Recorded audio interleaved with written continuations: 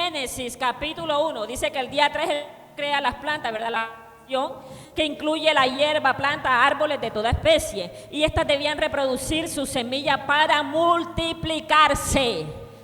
Todo necesitaba depositar semilla.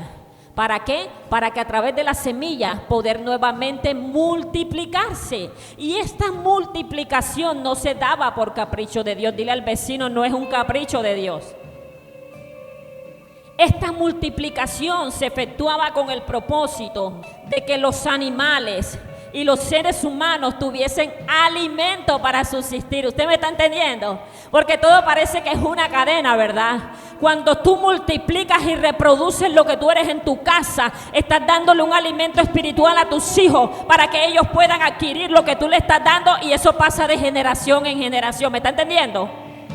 De la misma manera, los animales tenían que reproducirse. Diga conmigo, reproducir.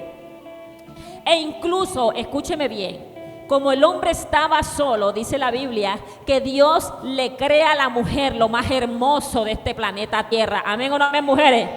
Y el Señor crea a la mujer para que todo entonces tuviera la función multiplicadora. Todo tenía que multiplicarse. Y notamos entonces que el deseo de Dios es que todo lo que Él había creado con vida tenía que multiplicarse. Y a veces pasamos por Génesis, ay, sí, Dios dijo, fructifíquense, Dios dijo, multiplíquense. Y estas fueron dos palabras claves, dos palabras poderosas, Irina. Todo lo que tenía vida, plantas, animales, incluso el ser, que desde el principio, desde la creación, estas dos palabras fueron inyectadas en nuestro ADN. Esto viene con nuestro diseño original. El multiplicarte debe ser algo normal para tu vida. ¿Estás aquí o no? No debe ser una sorpresa para nosotros. Pero el problema es que nos acostumbramos a vivir en el proceso, a vivir en la batalla, a vivir en la escasez. Que cuando Dios quiere bendecirte, a ti te toma por sorpresa. Y te toma por sorpresa porque no estás ejecutando la función que multiplicadora. Y cuando Dios está multiplicando, está que bendiciendo a su pueblo. Cuando Dios está multiplicando, está que ensanchando. Cuando Dios está multiplicando, alguien lo está posicionando. Y tú necesitas activar el principio de la multiplicación. ¿Cuántos están aquí? Así que dígale a la persona, tu diseño es multiplicarte. Dijo también, mira que no me has dado prole, y he aquí que será mi heredero. ¿Quién será? Un esclavo nacido en mi casa. Luego vino a él palabra de Jehová diciendo, no te heredará este, sino un hijo tuyo será el que te heredará. Y lo llevó fuera. ¿Dónde lo llevó? Pero dígalo duro, ¿dónde lo llevó? Fuera. Y le dijo, mira ahora los cielos y cuenta las estrellas, si las puedes contar. Y le dijo, así será tu descendencia. Y creyó a Jehová y le fue contado por justicia. Tome nuevamente su lugar. Y a lo largo de este pasaje, iglesia, a lo largo de este pasaje, Abraham se encontraba sosteniendo una conversación con Dios, ¿verdad? Donde él les ponía su preocupación. Y la preocupación de Abraham era precisamente porque le estaba llegando la vejez, o ya le había llegado la vejez. Y entonces Abraham se encontraba preocupado, diga conmigo preocupado. Preocupado porque le había llegado la vejez. Preocupado porque a la esposa le había llegado efectivamente la menopausia, que es algo normal en cierta etapa, a cierta edad de las mujeres, ¿verdad? Preocupado porque Abraham era un hombre próspero. ¿Cuánto lo han leído? Era un hombre rico, era un hombre próspero. Y él no tenía a nadie a quien dejarle la herencia. Él no tenía hijos a quien traspasarle. Él no tenía hijos a quien darle la multiplicación de lo que él había adquirido. ¿Estamos aquí? Pero dice la Biblia que Dios lo llevó afuera para hablarle. Y cuando yo leí este pasaje, que Dios lo lleva afuera para hablarle. ¿Fuera de qué, pastora? Fuera de la tienda. La tienda en ese momento eran las casas o las mansiones del momento, por decirlo de esa manera, ¿verdad? que eran como una especie de carpas, de campamentos. Allí vivían. Y Dios lo lleva afuera. Y la tienda representa precisamente el lugar donde nos encontramos. La tienda representa las paredes que nos limitan. Representa, por ejemplo, todas aquellas excusas que ponemos por delante cuando el Señor nos hace un llamado, cuando el Señor nos da una palabra, cuando el Señor nos da una promesa, y comenzamos entonces a rodearnos de esas excusas, de esas limitaciones, de esas imposibilidades, y no podemos ver el destino hacia donde Dios nos quiere llevar. Y en muchas ocasiones sucede que, al igual que Abraham, nosotros comenzamos a hablar con Dios y creemos que la oración es ir a poner queja. Creemos, porque apenas entramos al tiempo de oración, ni siquiera le damos gracias en muchas ocasiones, porque llegamos tan cargados de problemas, porque llegamos tan angustiados, llegamos tan preocupados, llegamos tan ansiosos, que se nos olvida darle gracias por lo que realmente tenemos. ¿Y por qué no le damos gracias por lo que tenemos? Porque las excusas, porque el problema, porque la angustia no nos permite ver las cosas que verdaderamente valen la pena.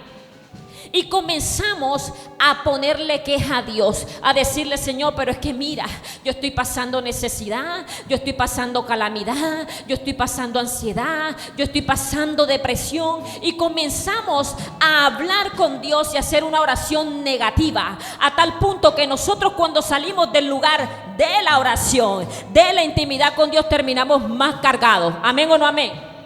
Y tú dices: ¿pero qué pasó? Si yo llegué al lugar de la oración, al lugar de la intimidad, y salí peor, porque tú estás hablando lo negativo, porque tú estás hablando la limitación, porque tú estás hablando todo el tiempo del problema y no puedes ver la bendición que Dios... Ay, no. No puedes ver aquellas cosas buenas de las que Dios te tiene rodeado. De hecho, el hecho, valga la redundancia, de que estés en esa silla ya es bendición de Dios. Porque muchos quisieran estar allí y hoy están en una clínica. El hecho de que tengas una familia ya es bendición de Dios. El hecho de que tengas a tus hijos con salud es bendición de Dios. El hecho de que hoy tengas un empleo es una bendición de Dios. Y si no la tienes, no te preocupes, Dios te va a proveer. Tú sigue creyendo, caminando y creyéndole a Él por sobre todas las cosas, sobre toda circunstancia. Amén. Y comenzamos a hablarle desde el lugar del dolor. Hablamos conforme al espacio en el cual nos encontramos. ¡Qué bendición! Que Dios no se toma en serio cuando estamos hablando desde ese lugar, porque a veces nos quejamos incluso en contra del Señor y le decimos: pareciera que tú no me amas, Señor. ¿Cuántos han hecho esa oración? Parece que tú no estás conmigo, parece que tú no estás con mi familia, porque es que yo todavía no veo la promesa que tú hablaste. Yo veo que todo el mundo es bendecido, que todo el mundo es multiplicado, que todo el mundo es ensanchado. ¿Y mi tiempo para cuándo va a llegar? Yo he hecho oraciones de esa manera. Sí, usted, pastora, yo las he hecho. ¿Y sabes qué? Después, a los días, veo la retribución de Dios tan poderosa y le digo: Señor, perdóname. Es que yo no lo estaba viendo como tú lo estabas viendo. ¿Y sabe por qué yo no lo estaba viendo? Y estaba hablando conforme a la limitación que yo tenía, porque mi mente y mi visión espiritual estaba limitada, no estaba ensanchada, no estaba viéndola según, óyeme bien, el lente de Dios. Y cuando usted se concentra más en ver lo negativo, usted no va a ver según la perspectiva de Dios, usted va a ver según el lugar de la tienda. Por eso el Señor sacó a Abraham fuera. Y va a haber momentos en el que el Señor te va a sacar fuera, en el que el Señor te va a sacar del espacio donde tú te encuentras, para que tú veas que Él no se ha olvidado de ti, para que tú veas que las promesas que Él te dio siguen vigentes, para que tú veas que la palabra que Él dio fue en el sí y en el amén, y se tiene que cumplir. Amén. Porque dice la Biblia que Dios no es hombre para mentir, ni hijo de hombre para arrepentirse. O sea que el sí de Dios es sí y el no de Dios es no. Y no todo el tiempo Dios te va a decir que sí. Habrá momentos en los que Dios te va a decir que no, pero aún el no de Dios es bendición para tu vida. Aún la resta de Dios es multiplicación para tu vida. Pastora, se escucha extraño. Es extraño, pero Dios opera de esa manera. Es extraño a tu lógica humana, pero tú después echas un vistazo, Liliana, atrás y tú dices: es necesario que Dios me quitara, es necesario que Dios me arrancara, es necesario que Dios tratara con mi vida. Y en ese momento te aseguro que no lo estabas entendiendo. En ese momento estabas en la tienda, en ese momento estabas en la limitación, estabas en el dolor, en la angustia. Venías, incluso adorabas desde el dolor. No adorabas desde el agradecimiento, adorabas desde la crisis, adorabas desde el problema. Pero más adelante, que comienzas a ver la restauración de Dios, que comienzas a ver la restauración de Dios, que comienzas a ver la multiplicación de Dios, tú le das gracias a Él porque dices: aún la resta era multiplicación para lo que hoy estoy viendo. ¿Usted me está entendiendo? No siempre multiplicación es suma. A veces multiplicación en ciertas temporadas de nuestra vida es resta. ¿Y por qué resta? Para que haya una limpieza. ¿Por qué resta? Porque Dios te tiene que sacar de la tienda. ¿Para qué? Para que tu visión sea ensanchada. Amén. Algo muy similar le aconteció a Elías. Diga conmigo: el profeta Elías. Dice la Biblia que Elías huye de Jezabel, ¿verdad? La historia nos narra que él había tenido una victoria muy grande. Él había vencido sobre los profetas de Baal y se había demostrado quién era el Dios verdadero. Pero dice la Biblia que él huye al desierto, donde se deprime. Diga conmigo: se deprime. Y aquí vemos que aún los más ungidos de Jehová pasan por circunstancias de depresión, pasan por circunstancias de ansiedad, pasan por circunstancias de crisis, porque no somos cuerpo glorioso. Amén. Y el profeta se deprime. Pero para no alargarles la historia, termina metido en una cueva. Diga conmigo: en una cueva. Y en la cueva del Señor se le manifiesta y le hace una pregunta clave. ¿Qué le dice? Elías, ¿qué haces aquí? Wow. Como si Dios no supiera. Dios sabía. Pero le dices: Elías, ¿qué haces aquí? ¿Y qué me impactaba? La respuesta de Elías. ¿Qué hizo Elías? Lo mismo que hizo Abraham. Señor, es que si tú supieras, Señor, es que mira, es que ahora me están persiguiendo, es que tal. Y comenzó a hablar de manera negativa. ¿Abraham lo hizo o no? Claro. Porque estaban hablando desde la limitación, estaban hablando desde el encierro. Abraham estaba metido en la tienda. Elías estaba metido en la cueva. ¿Me estás entendiendo? Tú a veces estás metido en el problema y Dios te dice: ¿qué haces aquí? Ay, no, usted no me está entendiendo.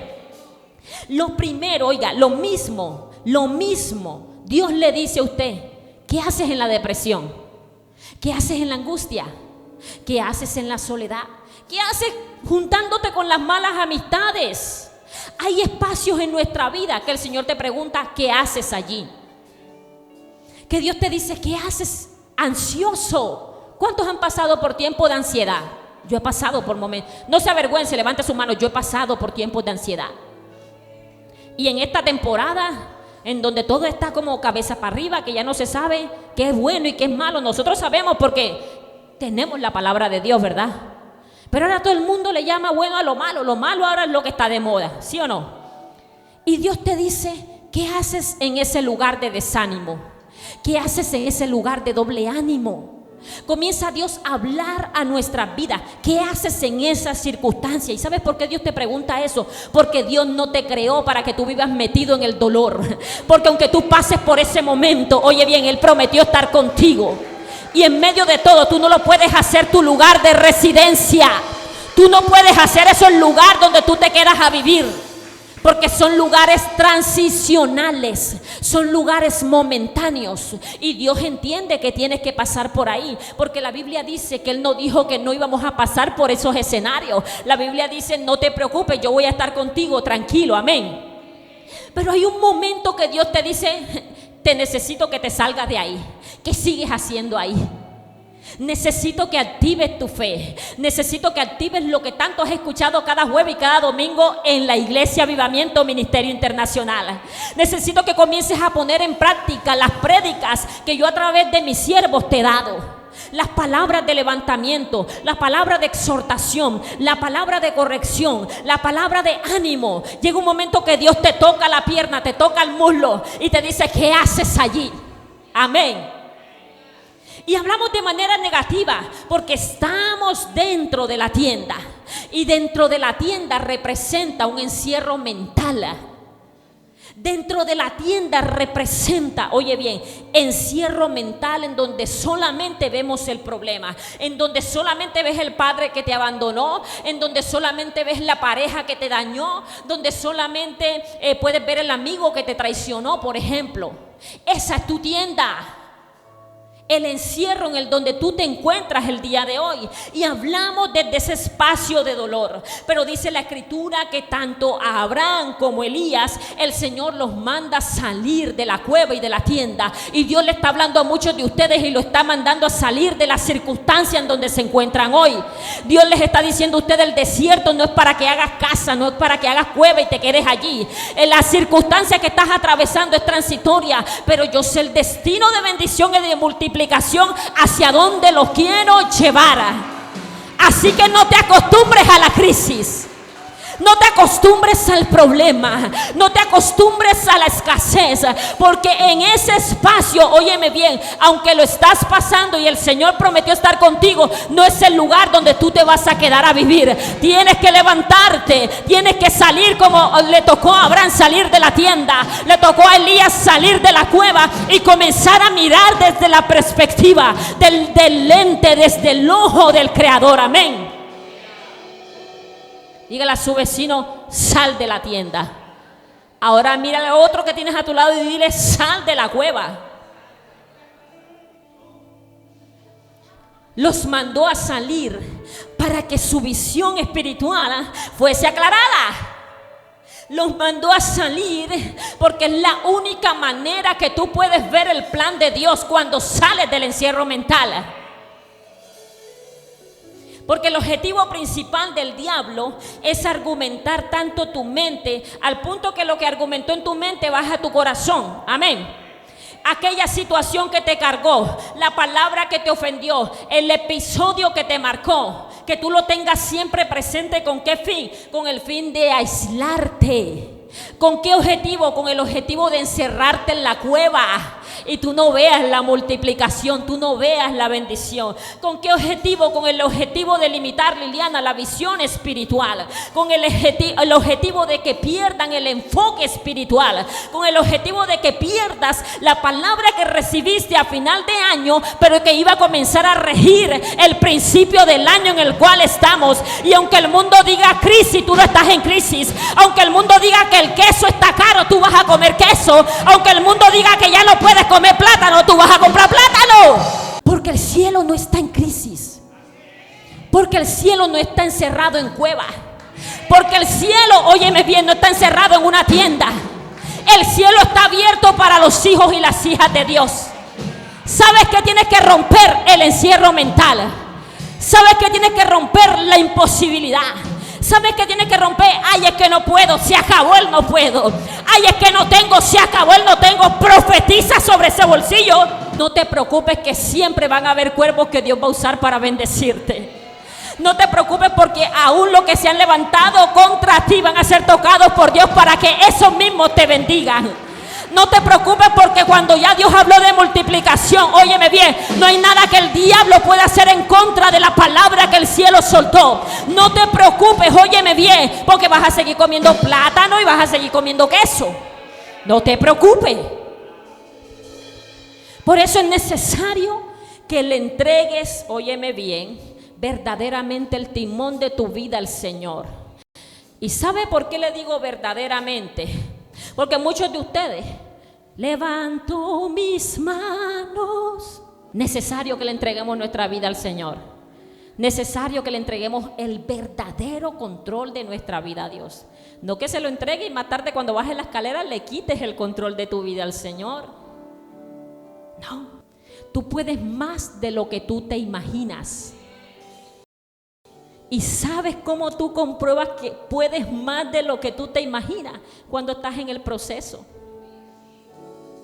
Porque fuera del proceso podemos hablar muy bonito. Fuera del proceso podemos decir, yo no creo que aguante eso. Yo no creo que pueda con un proceso como el que el hermano o la hermana está viviendo. Pero solo cuando Dios permite que tú pases por ese desierto y ese proceso, tú vas a entender que puedes más de lo que imaginabas. ¿Y sabes por qué puedes más de lo que imaginabas? Porque el Espíritu Santo prometió ir contigo.